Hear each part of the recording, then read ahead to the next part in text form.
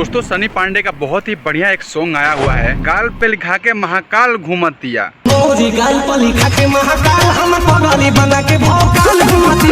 आप लोग जाइए यूट्यूब पे, भाई को बहुत सारा प्यार दीजिए क्योंकि भाई बहुत ही मस्त, बहुत ही सुंदर गाना गाता है।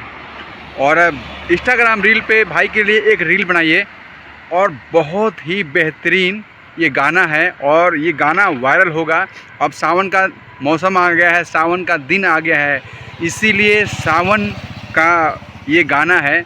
और गाने की बात किया जाए तो लिखने वाले हैं किशनकांत जी इस गाने को, और म्यूजिक दिए हैं इसमें एक रॉक जी हैं, बहुत ही मस्त म्यूजिक देते हैं।